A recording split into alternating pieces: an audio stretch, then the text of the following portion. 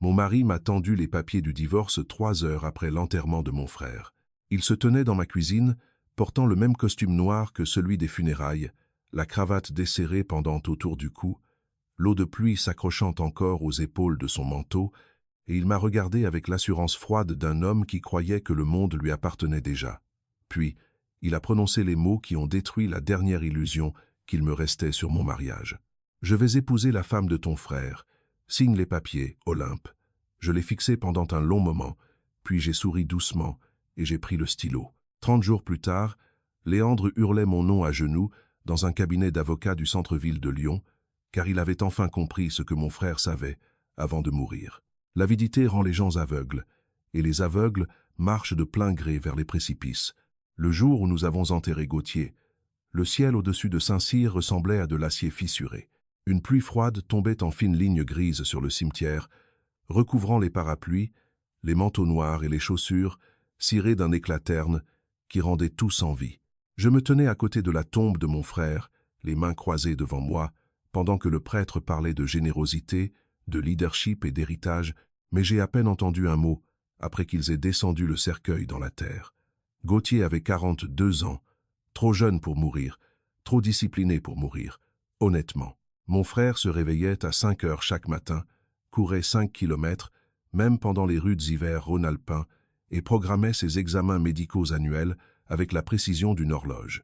Puis, un conducteur ivre a traversé le terre-plein central près de Villefranche et a percuté son SUV de plein fouet. Juste comme ça, la personne la plus forte que j'ai jamais connue est devenue une photographie à côté d'un cercueil couvert de lys blanc. Les employés de Vasseur Logistique remplissaient près de la moitié du cimetière, des chauffeurs, des superviseurs d'entrepôt, des comptables, des responsables d'exploitation. Gauthier se souvenait de l'anniversaire de chaque employé, de chaque enfant malade, de chaque difficulté à rembourser un crédit immobilier. Des hommes 2 fois plus âgés que lui pleuraient ouvertement près de la tombe parce que mon frère les avait aidés à garder leur maison pendant la crise économique. Léandre se tenait à mes côtés pendant le service, une main posée légèrement dans mon dos, jouant le deuil comme certains jouent la prière en public, soigneusement, visiblement, mais sans aucune sincérité. En y repensant aujourd'hui, je réalise qu'il n'a pas pressé mon épaule une seule fois, qu'il ne m'a jamais demandé si j'allais bien. Ses yeux erraient constamment vers Roxane. Roxane, la veuve de Gauthier, grande, élégante, brune, portant des lunettes de soleil oversize malgré la pluie. Elle tenait un mouchoir blanc sous son nez et pleurait silencieusement pendant la majeure partie du service, bien que quelque chose dans sa tristesse me paraisse distant, presque répété, comme quelqu'un essayant d'imiter une émotion après l'avoir vue dans un film. À l'époque, je me détestais de penser une chose pareille. Le deuil rend suspicieux envers tout le monde. Une fois la réception funéraire terminée, les gens sont lentement retournés à leur vie. Les voitures ont disparu du parking de l'église, une par une alors que la soirée s'installait sur la banlieue. Léandre nous a ramenés à la maison en silence, une main sur le volant, l'autre faisant défiler l'écran de son téléphone chaque fois que nous nous arrêtions au feu rouge. Je regardais la pluie glisser sur la vitre passager et je pensais à Gauthier m'apprenant à faire du vélo quand j'avais 7 ans. Il courait derrière moi dans la rue de notre ancien quartier, criant des encouragements pendant que je hurlais de terreur. Même après que j'ai percuté une boîte aux lettres, il a ri, m'a relevé, a épousseté la terre de mes genoux et m'a dit quelque chose que je n'ai jamais oublié. La peur passe plus vite que le regret. Oli. Il était la seule personne qui m'appelait encore Oli. Quand nous nous sommes garés dans notre allée, Léandre est descendu sans m'attendre. J'ai remarqué à quelle vitesse il marchait vers la maison, presque avec impatience, comme un homme pressé de se rendre à un rendez-vous. Au moment où nous sommes entrés dans la cuisine, il a desserré sa cravate et a jeté une épaisse enveloppe sur le plan de travail en granit. « Tu devrais lire ça ce soir », a-t-il dit d'un ton neutre. J'ai fixé l'enveloppe. « Qu'est-ce que c'est ?»« Les papiers du divorce. » Pendant une seconde, la pièce a perdu tout son. Le bourdonnement du réfrigérateur a disparu. La pluie contre les fenêtres s'est évanouie. Même ma respiration a semblé s'arrêter. J'ai levé les yeux lentement. Quoi? Léandre a expiré comme un homme d'affaires épuisé, forcé de répéter des instructions simples à un employé. Allez, Olympe. Nous savons tous les deux que ce mariage ne fonctionne plus depuis des années. Mon frère a été enterré aujourd'hui. Je le sais. La froideur de sa voix m'a effrayé plus que les mots eux-mêmes. Il s'est dirigé vers le meuble à alcool, s'est servi un cognac, puis s'est appuyé nonchalamment contre le comptoir. Honnêtement, c'est probablement le meilleur moment pour le faire. Une rupture nette, un nouveau départ pour tout le monde. J'ai continué à le fixer, attendant la chute, une trace de culpabilité, d'humanité. Rien n'est venu. Puis il a prononcé la phrase qui m'a retourné l'estomac. « Je vais me mettre avec Roxane. » J'ai scié une fois. La femme de Gauthier. « La veuve » a-t-il corrigé calmement. « Maintenant c'est une veuve. » Je me souviens avoir agrippé le bord du comptoir parce que soudain, je me suis senti physiquement instable. Depuis combien de temps? Ayehuchote. Léandre a pris une gorgée de cognac avant de répondre. Un moment. Un moment. Ai-je répété d'une voix creuse. Nous n'avions pas prévu que tout cela arrive. Olympe. Ce mensonge m'a presque fait rire. Il y a des tons que les gens utilisent lorsqu'ils répètent des excuses à l'avance. Et Léandre avait clairement pratiqué cette conversation dans sa tête à maintes reprises. « Tu as toujours été si dépendante sur le plan émotionnel. » a-t-il poursuivi. Roxane comprend l'ambition. Elle comprend ce que j'attends de la vie. J'ai fixé l'homme avec qui j'avais passé 11 ans de mariage et j'ai réalisé que je ne l'avais jamais vraiment connu. Léandre venait de rien. Des prêts étudiants, des emplois instables, ballotté d'un appartement à l'autre tout au long de sa vingtaine. Gauthier lui avait donné un poste chez Vasseur Logistique quand nous nous sommes mariés. L'avait encadré personnellement, l'avait promu 2 fois, lui avait confié des clients valant des millions. Et maintenant, 3 heures après que nous ayons enterré mon frère, Léandre buvait du cognac dans ma cuisine en parlant de me remplacer par la femme de mon frère mort. « Tu es incroyable », ai-je chuchoté. « Non », a-t-il dit doucement. « Je suis honnête. » Puis il a porté le coup de grâce avec une cruauté stupéfiante. « Tu n'as jamais été faite pour la vie que je veux. Pas de colère, pas de cris. Juste un calcul froid. Je m'attendais à pleurer. Peu, être à crier. Peu, être à jeter le verre posé près de l'évier directement à son visage. Au lieu de cela, quelque chose en moi est devenu étrangement calme parce que je me suis soudainement souvenu d'un message vocal que Gauthier m'avait laissé 2 nuits avant sa mort. Je ne l'avais pas encore écouté. Mon frère appelait rarement sans envoyer de texto au préalable. La notification du message vocal était toujours là, non ouverte, sur mon téléphone. Léandre a fait glisser les papiers plus près de moi. Signe-les simplement. Nous pouvons éviter de faire traîner les choses. J'ai regardé les documents. Divorce par consentement mutuel. Clause de renonciation à la prestation compensatoire, séparation des biens. Rapide, efficace, préparé à l'avance. Ce qui signifiait qu'il avait planifié cela avant la mort de Gauthier.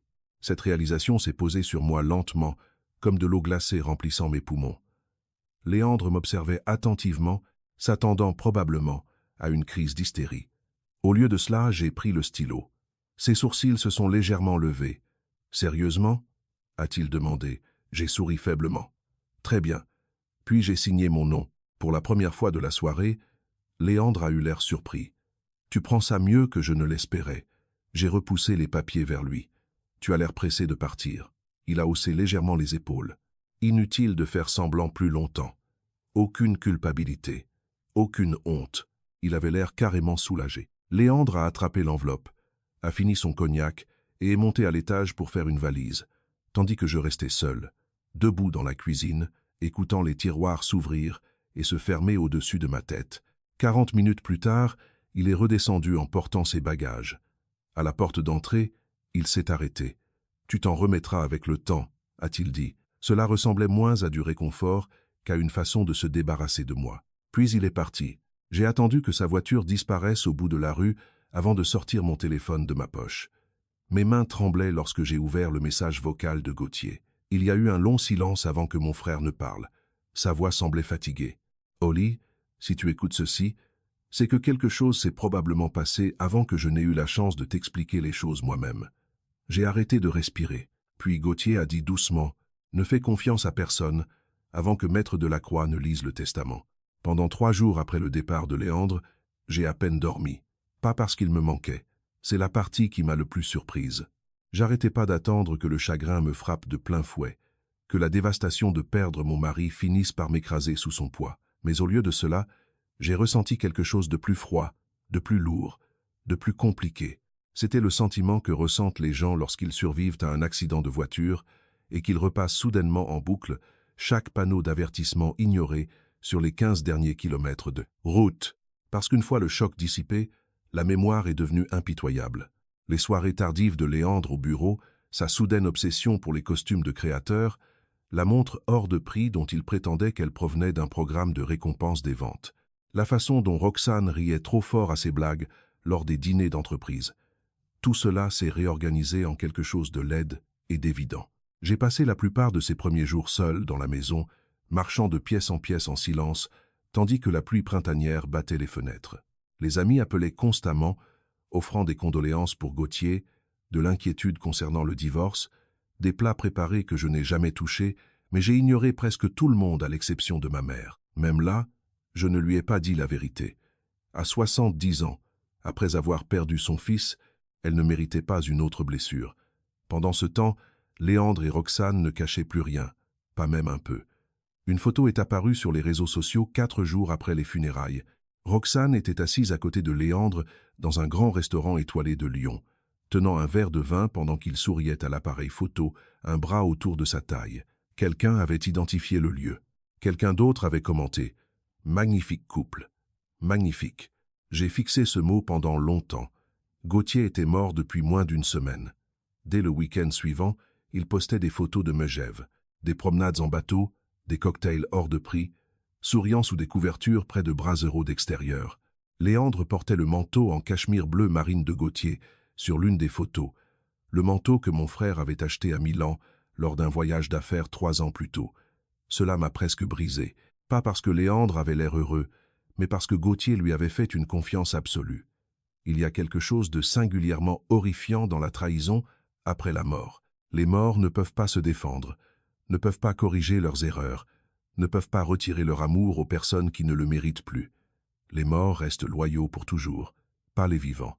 Le 7e matin après les funérailles, j'ai conduit jusqu'à Vasseur Logistique pour la première fois depuis la mort de Gauthier. Le siège social se trouvait juste à la périphérie du centre de Lyon, un bâtiment de verre de 6 étages que Gauthier avait acheté après avoir étendu l'entreprise à l'échelle nationale. Il avait commencé avec 3 camions de livraison et un entrepôt loué à Vénissieux. 20 ans plus tard, l'entreprise gérait des contrats de frais dans 6 régions. Je me suis garé en sous-sol et je suis resté assise dans ma voiture pendant près de 10 minutes avant de me forcer à monter. Au moment où j'ai posé le pied à l'étage de la direction, les conversations se sont arrêtées. Pas de façon dramatique, juste assez pour que je le ressente. Les gens m'ont regardé avec sympathie d'abord, puis avec gêne, car les bureaux d'entreprise survivent grâce au commérage de la même manière que les petites villes survivent grâce à la météo. Tout le monde savait déjà que Léandre avait emménagé avec Roxane. Tout le monde. Perrine, l'assistante de longue date de Gauthier, s'est précipitée vers moi, l'air furieuse pour moi. Mon Dieu, a-t-elle chuchoté en me serrant fort dans ses bras. Olympe, je suis tellement désolé. J'ai hoché la tête faiblement. À quel point l'ambiance est-elle mauvaise ici? Perrine a jeté un coup d'œil vers les bureaux d'angle avant de baisser encore plus la voix. Léandre agit comme s'il était déjà le patron. Cela a resserré quelque chose dans ma poitrine. Qu'est-ce que ça veut dire? Il s'assoit dans le bureau de Gauthier tous les jours. Bien sûr qu'il le faisait. Perrine a hésité. Et Roxane est venue ici, aussi. J'ai fermé les yeux, un instant. La cruauté de certaines personnes n'a pas de fond. Perrine m'a guidé vers la salle de conférence et m'a tendu un café tout en me mettant doucement au courant. Léandre avait commencé à s'immiscer dans les réunions de direction, bien qu'il n'occupe techniquement qu'un poste de directeur commercial régional. Roxane avait apparemment commencé à discuter d'idées de restructuration future avec les cadres supérieurs, comme si elle se préparait à intégrer la direction exécutive. Ils allaient vite, trop vite, presque comme des gens terrifiés à l'idée de perdre leur élan. Cette pensée m'est restée en tête. Quand je suis enfin entré dans le bureau de Gauthier, j'ai failli faire demi-tour immédiatement. Tout sentait encore son odeur. Son eau de toilette au bois de cèdre, le papier, le café, l'air froid de Lyon s'infiltrant par les stores à moitié ouverts. Son diplôme encadré d'une grande école de commerce était accroché, à côté de photographies d'événements caritatifs de l'entreprise, et son bureau restait parfaitement organisé, car Gauthier croyait que le désordre reflétait une faiblesse de pensée. Mais une chose avait changé. Léandre était assis derrière le bureau de mon frère, sur la chaise de mon frère, portant le manteau de mon frère. Cette vue m'a physiquement tordu l'estomac. Léandre a levé les yeux d'un tableur et a souri avec désinvolture, comme si rien de tout cela n'était insensé. « Olympe », a-t-il dit d'un ton suave, « Tu aurais dû appeler avant de venir. Je l'ai dévisagé avec incrédulité. Qu'est-ce que tu fais ici à travailler? C'était le bureau de Gauthier. Quelqu'un doit prendre le relais. L'arrogance de cette phrase m'a stupéfaite. Léandre s'est adossé confortablement. Honnêtement, l'entreprise a besoin de stabilité en ce moment. Les employés sont nerveux. Tu es un cadre commercial, pas un PDG. Les titres changent. J'ai regardé lentement autour de moi, remarquant plusieurs dossiers empilés à côté de lui. Des rapports financiers, des documents d'investissement, des propositions d'acquisition. Léandre avait déjà commencé à fouiller dans tout. Est-ce que Gauthier a autorisé ça? Ai-je demandé doucement. Léandre a eu un léger sourire en coin. Gauthier n'est plus là, Olympe. La façon dont il l'a dit, froide, pratique, presque impatiente, a fait basculer quelque chose de façon permanente en moi. J'ai soudainement compris le message vocal de mon frère différemment. Ne fais confiance à personne avant que Maître Delacroix ne lise le testament. Pas fait attention. Ne fais confiance à personne. Léandre s'est levé et a contourné le bureau lentement. Écoute, tu devrais probablement te concentrer sur ta guérison en ce moment. Laisse les gens qui comprennent les affaires gérer l'entreprise. Cette condescendance m'aurait enragé des semaines plus tôt. Maintenant, elle ne faisait qu'aiguiser mon attention. Intéressant, ai-je dit doucement. Qu'est-ce qui te fait soudainement agir comme si cette entreprise t'appartenait? Son expression a vacillé brièvement, juste une seconde. Mais je l'ai vu. De la peur. Minuscule, cachée, disparue l'instant d'après. Léandre a croisé les bras. Roxane a hérité de la succession de Gauthier. Elle était là, la supposition sous-jacente à tout. Il pensait que Roxane contrôlait la fortune de Gauthier. Et à travers Roxane, il pensait qu'il la contrôlerait aussi. J'ai hoché la tête lentement, comme si je considérais l'idée sérieusement. Puis j'ai posé la question qui a complètement changé l'atmosphère. Est-ce que Gauthier était au courant pour vous deux avant sa mort? La mâchoire de Léandre s'est crispée instantanément. Ce n'est pas pertinent. Ce n'était pas ma question. Le silence s'est étiré entre nous. Puis Léandre a détourné le regard en premier. Intéressant. Encore une fois, avant que l'un de nous ne parle davantage, quelqu'un a frappé légèrement à la porte du bureau.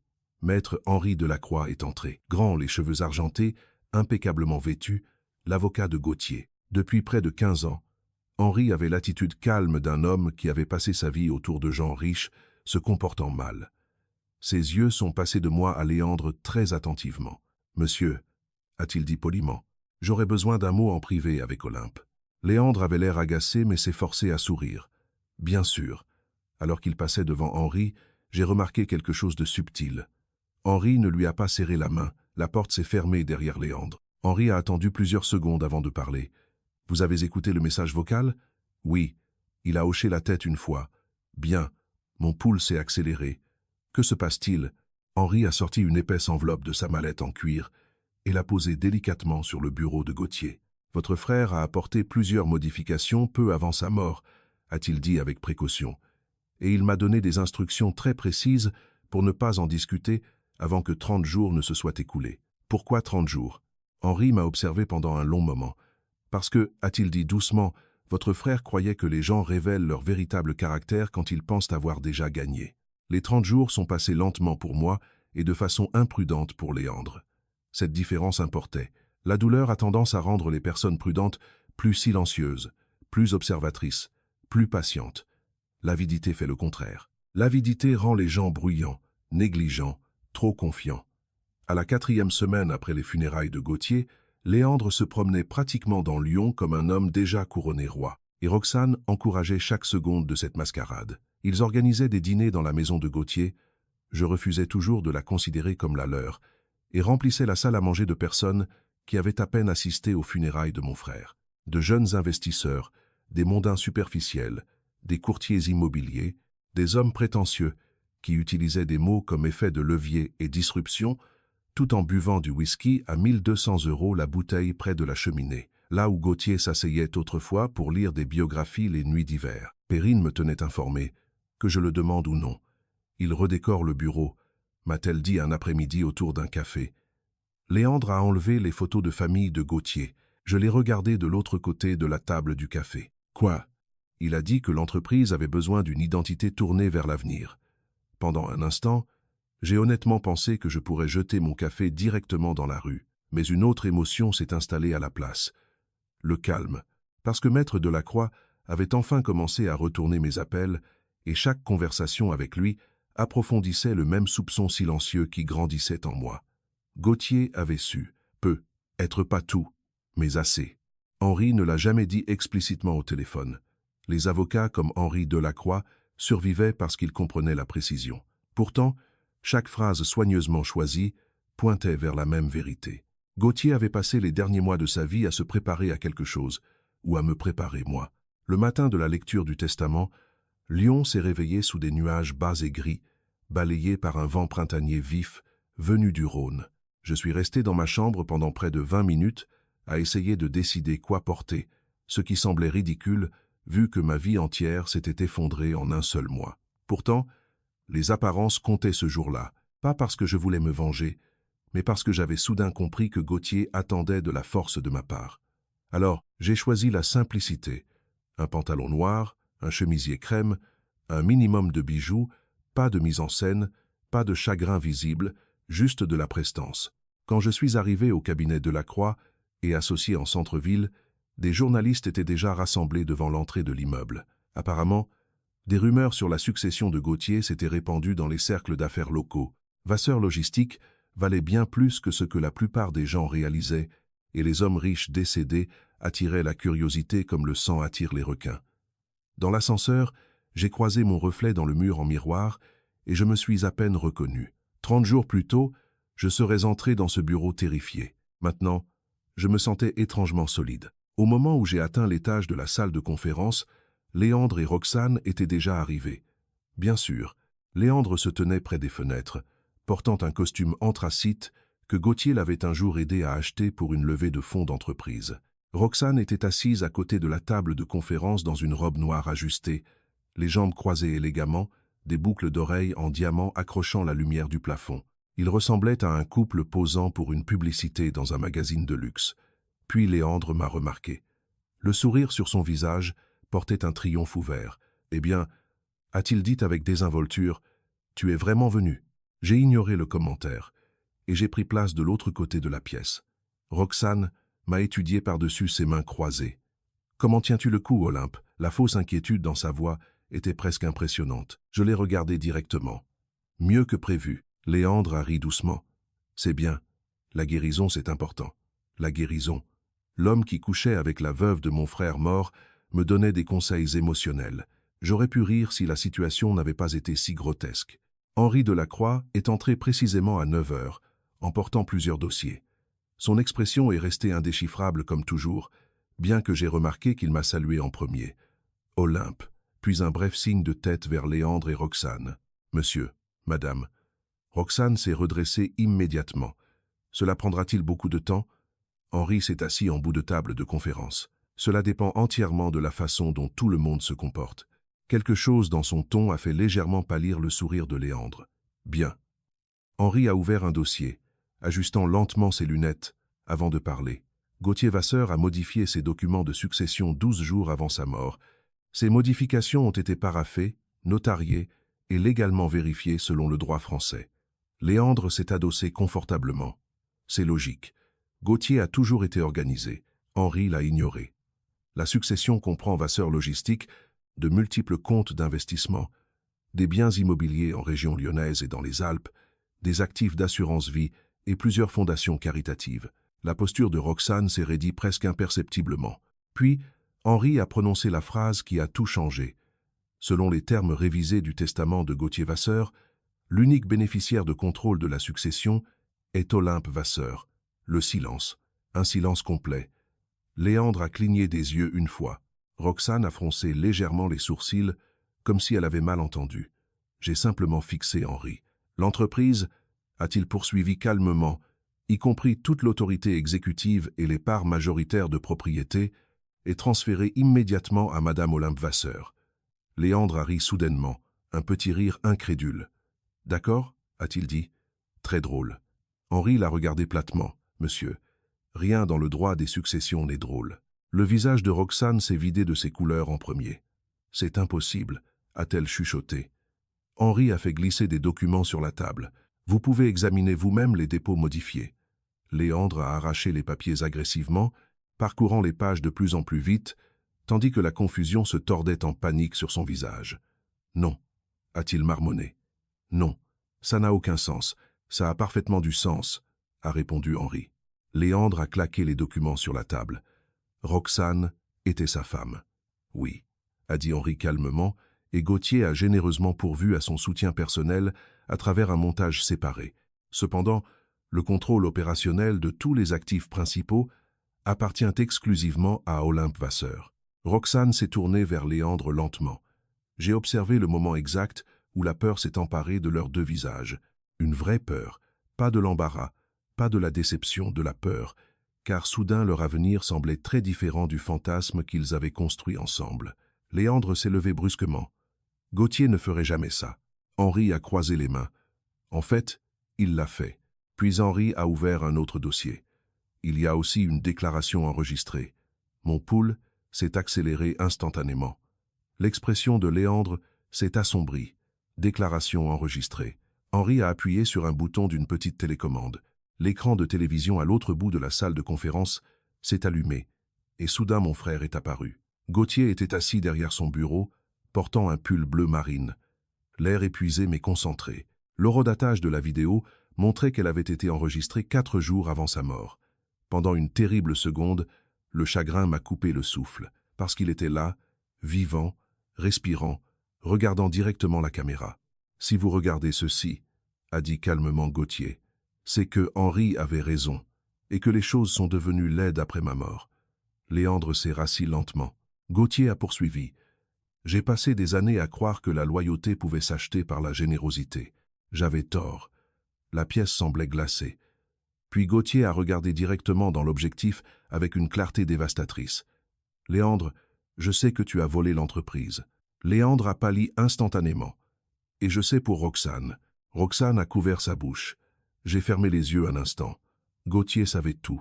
Chaque détail dégoûtant. Je suis resté silencieux parce que j'avais besoin de preuves, a poursuivi Gauthier, et parce que je voulais que ma sœur soit protégée avant que la vérité n'éclate. Léandre a soudainement bondi de sa chaise. « C'est. » La voix d'Henri est devenue tranchante comme un rasoir. « Asseyez-vous. » Léandre l'a ignoré complètement. Il a manipulé ça, a crié Léandre en me pointant du doigt. Olympe l'a manipulé. J'ai failli avoir pitié de lui à ce moment-là. Failli. Parce que les personnes désespérées deviennent transparentes très rapidement. Henri a calmement ouvert un autre dossier. « Il y a un dernier point, » a-t-il dit. Léandre s'est tourné vers lui, respirant lourdement. « Lors de votre demande de divorce, » a poursuivi Henri, « vous avez volontairement signé une renonciation totale aux actifs conjugaux, abandonnant toute réclamation future liée aux biens d'Olympe Vasseur. » Léandre a fixé le vide. Puis la réalité l'a frappé de plein fouet. J'ai observé la seconde exacte où il a compris ce qu'il avait fait. Il s'était précipité à travers la procédure de divorce, croyant que je ne valais rien, croyant que Roxane détenait la fortune, croyant qu'il avait déjà fait une meilleure affaire. Mais Gauthier m'avait tout laissé, tout, la maison, l'entreprise, les investissements, même les comptes exécutifs que Léandre utilisait depuis des semaines. Le visage de Léandre est devenu blanc. « Non », a-t-il chuchoté. L'expression d'Henri n'a jamais changé. « Avec effet immédiat », a-t-il dit. « Tout accès non autorisé aux comptes et propriétés de Vasseur Logistique sera révoqué. » Roxane a lentement regardé Léandre comme si elle le voyait pour la première fois. Et Léandre m'a regardé, non pas avec amour, ni même avec haine, mais avec terreur. Léandre s'est effondré plus vite que je ne l'aurais cru, pas publiquement au début. Les hommes comme Léandre s'effondrent rarement d'un coup, ils se fissurent par étapes, comme la glace qui faiblit sous un poids trop lourd. Au cabinet d'avocats, après qu'Henri eut fini de parler, Léandre a continué d'insister sur le fait qu'il devait y avoir une autre version du testament, un autre compte, une autre explication qui restaurerait l'avenir qu'il pensait mériter. Il n'y en avait pas. Gauthier avait tout préparé avec soin. Chaque signature, chaque transfert, chaque protection juridique. Mon frère avait bâti des itinéraires de frais à travers la moitié de la France. La planification était une seconde nature pour lui. Il comprenait le risque mieux que quiconque que j'ai jamais connu. Et quelque part, au cours des derniers mois de sa vie, il a réalisé que la plus grande menace pour son entreprise était assise de l'autre côté de la table du dîner, prétendant faire partie de la famille. Roxane est partie en premier. Cette partie m'étonne toujours, pas parce qu'elle est partie. Les personnes comme Roxane s'en vont toujours dès que le confort disparaît, mais à cause de la rapidité avec laquelle elle l'a fait.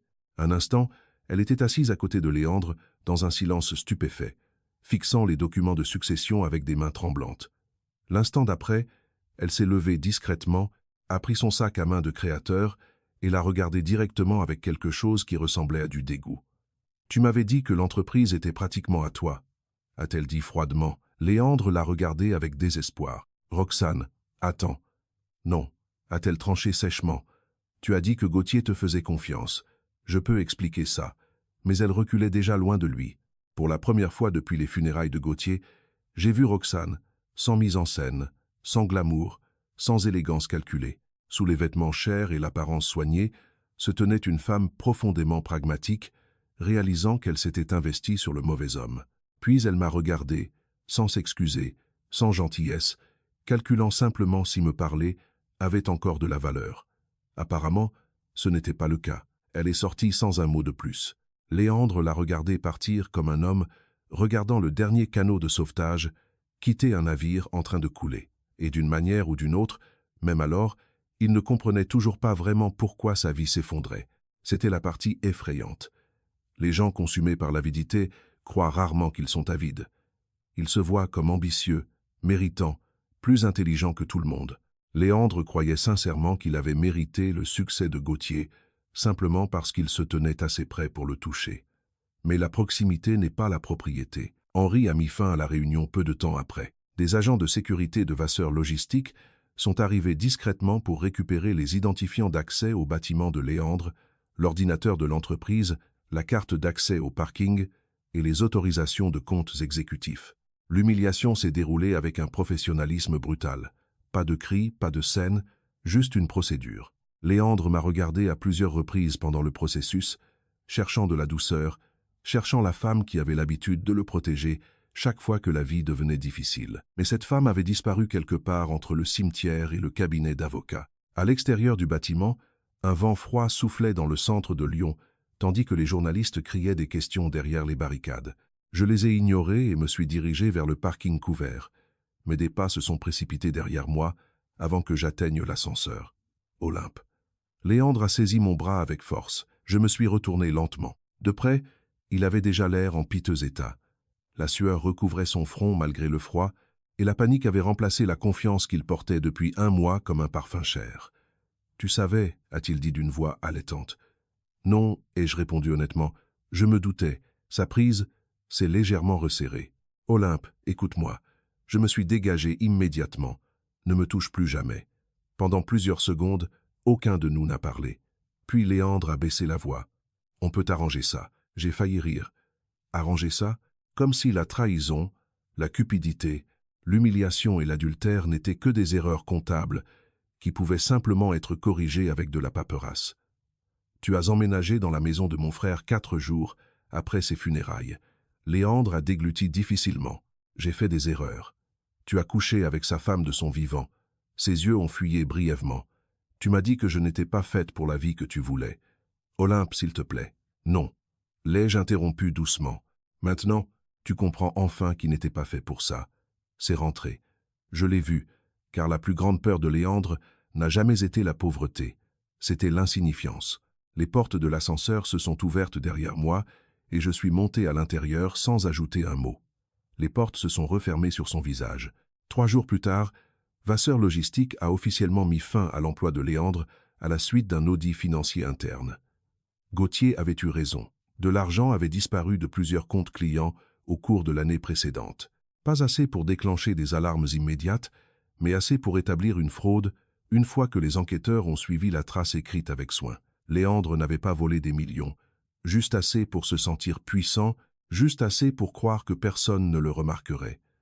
L'enquête criminelle est restée privée au début, bien que les rumeurs se soient rapidement répandues dans les cercles d'affaires lyonnais. Les invitations ont cessé d'arriver, les appels sont restés sans réponse. Des hommes qui donnaient autrefois de grandes tapes dans le dos de Léandre lors des soirées d'entreprise évitaient soudainement de croiser son regard chaque fois que son nom était évoqué. Le statut social est bien plus fragile que les gens ne l'admettent. Un scandale, une plainte, une humiliation publique, et des amitiés entières s'évaporent du jour au lendemain. Roxane a disparu des réseaux sociaux presque immédiatement après la lecture du testament. Selon Perrine, Elle a déménagé de la maison de Gauthier en une semaine. Apparemment, elle et Léandre ont tenu exactement 9 jours après avoir découvert la vérité sur la succession. 9 jours. C'était la grande histoire d'amour qui avait détruit mon mariage. Pendant ce temps, j'ai passé presque chaque heure de ma journée chez Vasseur Logistique à essayer de maintenir ma vie à flot. Les premières semaines m'ont terrifié. Je comprenais la comptabilité, les opérations, les structures de paie. Gauthier m'avait impliqué dans l'entreprise pendant des années, mais diriger une société entière semblait accablant. Les cadres m'observaient attentivement lors des réunions. Certains me soutenaient, d'autres doutaient clairement que la jeune sœur en deuil puisse gérer ce que Gauthier avait construit pendant 2 décennies. Mais le deuil change les gens, surtout les femmes. Les gens confondent souvent la gentillesse avec la faiblesse, jusqu'à ce que les circonstances forcent la gentillesse à devenir de la discipline. J'ai commencé à arriver avant le lever du soleil, à revoir les contrats, à rencontrer les chefs de service, à parcourir les étages des entrepôts à Vénissieux et à Saint-Priest, en écoutant plus qu'en parlant. Et lentement, quelque chose d'inattendu s'est produit. Les employés ont commencé à me faire confiance, pas parce que j'étais brillante, mais parce que je me souciais d'eux comme Gauthier s'en souciait. Les chauffeurs de camions m'arrêtaient sur les quais de chargement pour raconter comment Gauthier avait un jour payé les frais médicaux d'employés blessés. Les gestionnaires d'entrepôts partageaient des idées que personne ne prenait la peine de présenter à Léandre parce qu'il n'écoutait jamais, à moins que des profits n'y soient rattachés. Pour la première fois depuis des années, j'ai réalisé que je n'étais pas invisible. J'avais simplement passé trop de temps de ma vie à me tenir à côté de gens plus bruyants. Puis, un jeudi soir pluvieux de la fin mai, Léandre est apparu devant chez moi. Je l'ai vu par la fenêtre de la façade avant qu'il ne frappe. Il avait déjà l'air plus maigre, plus vieux. Les costumes hors de prix avaient disparu, remplacés par des vêtements froissés et par l'épuisement. La pluie trempait ses cheveux pendant qu'il se tenait sous la lumière du porche, fixant la porte comme un homme s'approchant d'une église après des années sans foi. Une partie de moi a envisagé de faire semblant de ne pas être là. Au lieu de cela, j'ai entrouvert la porte. « Que veux-tu » La voix de Léandre s'est brisée immédiatement. J'ai tout perdu.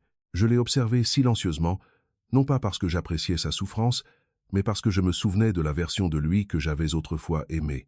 Et il y a quelque chose de profondément troublant à regarder un visage familier devenir méconnaissable. « Tu as fait des choix », ai-je dit calmement. Des larmes ont soudainement rempli ses yeux. De vraies larmes cette fois. J'ai été stupide. Oui, ai-je pensé. Il a dégluti avec difficulté. Je croyais que le succès ferait enfin de moi quelqu'un d'assez bien. Cette phrase a persisté entre nous. Parce que sous la cupidité, sous l'arrogance, Léandre avait toujours porté une énorme insécurité. Le succès de Gauthier le fascinait parce que Léandre confondait richesse et valeur. Il croyait que l'argent pouvait effacer la honte, effacer l'échec, effacer la peur d'être ordinaire. Cela ne le peut jamais. « Je t'aimais », a-t-il chuchoté avec désespoir. Je l'ai regardé pendant un très long moment. Puis j'ai répondu avec une totale honnêteté. « Je pense qu'une partie de toi m'aimait. » Cela l'a blessé plus que la colère ne l'aurait fait. Léandre a fait un pas de plus, la voix se brisant soudain. « S'il te plaît, Olympe, s'il te plaît, donne-moi une autre chance. » Et puis là, sur le porche mouillé, sous la pluie froide, Léandre est tombé à genoux, pleurant, suppliant, détruit par la même cupidité qu'il avait autrefois confondue avec de l'ambition. Mais le moment qui m'est resté à jamais n'a pas été ses excuses. C'est ce qui s'est passé ensuite. Ses yeux ont dérivé au-delà de moi dans le salon, atterrissant sur la photographie encadrée posée au-dessus de la cheminée. Gauthier souriant à nos côtés lors d'un Noël, 3 ans plus tôt. Léandre a fixé cette photo et a enfin compris tout le poids de ce qu'il avait trahi. Léandre est resté à genoux pendant plusieurs secondes après que le silence s'est installé entre nous, la pluie s'égouttant de ses cheveux sur le porche en bois sous lui, les épaules tremblantes sous une veste grise bon marché, qui ne ressemblait en rien au manteau sur mesure qu'il portait au gala de charité et au dîner de cadre. Pour la première fois en 11 ans, il avait l'air honnête. Pas impressionnant, pas charmant, pas ambitieux, juste honnête.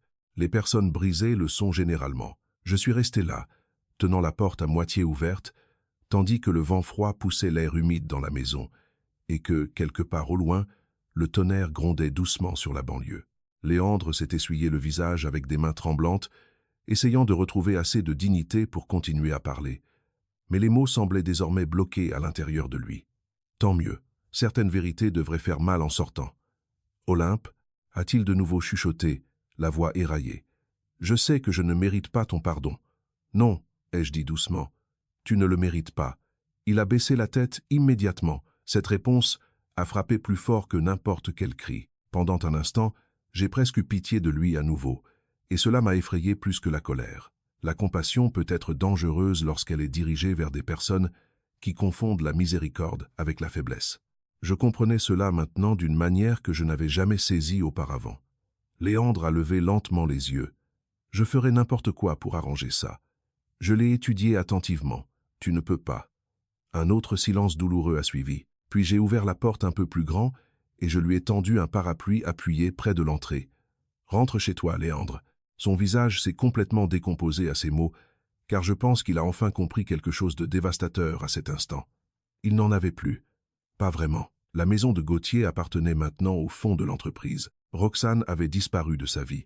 La plupart de ses amis s'étaient évaporés au moment où son statut s'était effondré, et la carrière qu'il avait passé des années à bâtir était devenue radioactive du jour au lendemain. Personne dans l'industrie logistique en France ne voulait embaucher un homme sous le coup d'une enquête financière pour fraude. Léandre a pris le parapluie lentement. « Je n'ai jamais voulu que tout cela arrive », a-t-il dit faiblement. J'ai failli répondre immédiatement, mais je me suis arrêté car cette phrase révélait tout. Les gens comme Léandre ne croient jamais qu'ils sont les méchants. Ils pensent que le désastre arrive tout simplement comme si la trahison apparaissait par magie, sans que des décisions n'y mènent, un choix égoïste à la fois. Alors au lieu de débattre, j'ai dit la seule chose qui importait. Tu as continué à te choisir toi-même, plutôt que tous ceux qui t'aimaient. Ses yeux se sont remplis de nouveau. Puis il s'est retourné et a marché sous la pluie. Je ne l'ai plus jamais revu après cette nuit-là, pas en personne.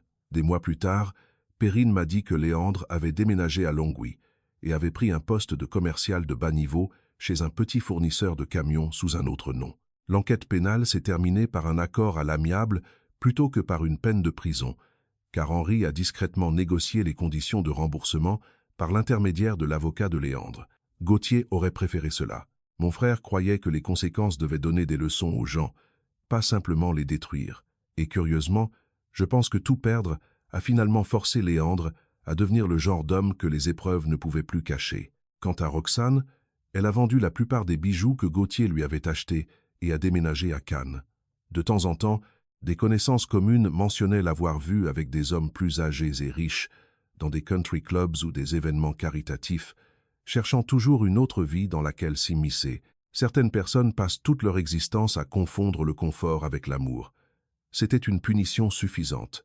L'été est arrivé lentement sur la région lyonnaise cette année-là. L'entreprise a survécu, puis s'est stabilisée, puis a discrètement recommencé à croître. J'ai travaillé plus dur que jamais dans ma vie.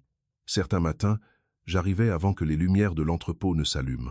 Certains soirs, je restais si tard que les équipes de nettoyage commençaient à m'appeler par mon prénom. Au début, j'ai fonctionné entièrement sur la peur. La peur d'échouer envers Gauthier. La peur de décevoir les employés qui dépendaient de nous pour leur salaire. La peur que tout le monde croie secrètement que Léandre avait raison à mon sujet depuis le début. Mais la peur change de forme lorsqu'on y est confronté assez longtemps. Finalement, elle devient de la discipline, puis de la confiance. En août, je dirigeais des réunions de direction sans notes. En septembre, j'ai renégocié un contrat de frais qui a considérablement augmenté les revenus régionaux. Les chauffeurs qui me regardaient autrefois avec prudence ont commencé à me saluer de la même façon qu'ils saluaient Gauthier, avec chaleur, avec confiance, avec des histoires sur leur famille, leurs enfants et leurs prêts immobiliers. Une après-midi, un ancien responsable d'exploitation nommé Gilles m'a arrêté près des quais de chargement de Vénissieux. « Vous savez quelle est la différence ?» a-t-il demandé. « La différence entre quoi ? Entre vous et Léandre. » J'ai souri faiblement. J'ai presque peur de demander. Gilles a haussé les épaules. « Léandre voulait que l'entreprise le rende important. Vous voulez que l'entreprise prenne soin des gens. » Cela m'est resté, parce que Gauthier avait compris quelque chose que Léandre n'avait jamais saisi. Le leadership n'est pas la propriété, c'est la responsabilité. À la fin de l'automne, nous avons lancé la Fondation Gauthier-Vasseur, un programme de bourse pour les enfants des employés de l'entreprise, poursuivant une formation en logistique ou des études supérieures. Henri a aidé à structurer légalement l'association, tandis que j'examinais personnellement les candidatures chaque hiver. La première bénéficiaire de la bourse a été la fille d'un mécanicien de Saint-Priest qui voulait devenir ingénieur en génie civil. Quand je l'ai appelée pour lui annoncer qu'elle recevrait un soutien total pour ses frais de scolarité, elle a tellement pleuré qu'elle pouvait à peine parler. Ayant, après avoir raccroché, je me suis assise seule dans mon bureau, fixant la ligne d'horizon de Lyon par les fenêtres. Et pour la première fois depuis la mort de Gauthier, le deuil ne me semblait plus aussi aigu. Il avait un sens. La perte change aussi de forme. Ce mois de décembre-là, exactement 1 an après le message vocal que Gauthier m'avait laissé, j'ai conduit jusqu'au cimetière seul. La neige recouvrait le sol en de douces couches blanches, et un vent glacial balayait les rangées de pierres tombales sous un ciel gris pâle. Je portais des lits blancs frais, parce que Gauthier avait l'habitude d'en acheter pour notre mère chaque jour de Pâques quand nous étions enfants. Je suis resté silencieusement à côté de sa tombe pendant un long moment, puis j'ai enfin parlé. « Tu avais raison », et je chuchotai. Le vent soufflait doucement dans les arbres voisins. Je faisais confiance aux gens trop facilement. Pendant un instant, les souvenirs m'ont inondé d'un seul coup. Gauthier m'apprenant à faire du vélo. Gauthier aidant Léandre à obtenir sa première vraie promotion. Gauthier assis à côté de moi dans les salles d'attente d'hôpital après la mort de papa. Toujours solide, protégeant toujours son entourage, même lorsqu'il ne le méritait pas. Surtout lorsqu'il ne le méritait pas. Une larme a glissé sur ma joue malgré le froid. « Mais tu m'as aussi appris autre chose », ai-je dit doucement. « Tu m'as appris que je n'ai pas besoin de quelqu'un d'autre pour sauver ma vie. » Et c'était la vérité. Léandre croyait que la vengeance signifiait l'humiliation, la défaite, la destruction. Mais la vraie vengeance est plus silencieuse que ça. La vraie vengeance, c'est se reconstruire si complètement que les personnes qui vous ont brisé ne peuvent plus reconnaître la personne qui se tient devant elles. C'est se réveiller un matin et réaliser que leur trahison vous a forcé à découvrir votre propre force.